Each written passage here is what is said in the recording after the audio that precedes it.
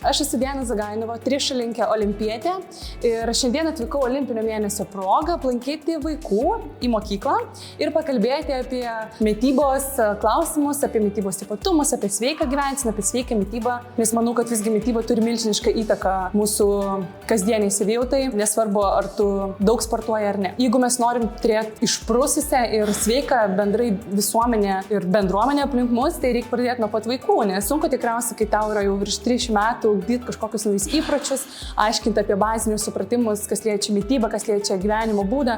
Reikia pradėti nuo pat mažiukų, nuo pat vaikų, nes čia mūsų ateitis, čia mūsų vaikai ir mes turim jais rūpintis ir paaiškinti, pamokinti ir pasidalinti savo patirtim, kad padėti jiems užaugti sveikais, norinčiais tobulėti, su žiniomis ir aš manau, tai yra mūsų tokia kaip ir pareiga. Esu mokytoja Jolita, pradinių klasių. Olimpinėme mėnesį dalyvauju kiekvienais metais. Šią savaitę mes mokomės sveiko maisto principų. Tai jiem irgi labai įdomu, jie patys gamina, darėm glotnutį, patiko, namuose skatinu valgyti sveikai.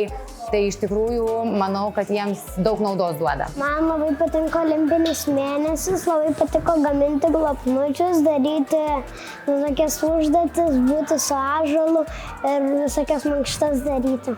Sveikiausias maistas yra košė avižinė. Aš dažniausiai vakarais valgau duoną su silke, o pusryčiams avižinę košę. Ten būna ant pakuočių parašyta, kiek yra cukraus. Jei būna parašyta nėra cukraus, tai reiškia, kad yra dirbtinis cukrus. Yra avižinis maistas iš visokių grūdų, o nesveikas iš visokių cukrus gamintas. Stengiamės valgykloje kuo daugiau daržovių suvalgyti, nes būna. Aš juos paskatinu, pasakau, kad tai yra tikrai sveikas maistas, kad mes juk dalyvaujam olimpinę mėnesį ir tikrai tai padeda jiems. Linkiu tikrai ir kitiems dalyvauti tokiuose projektuose.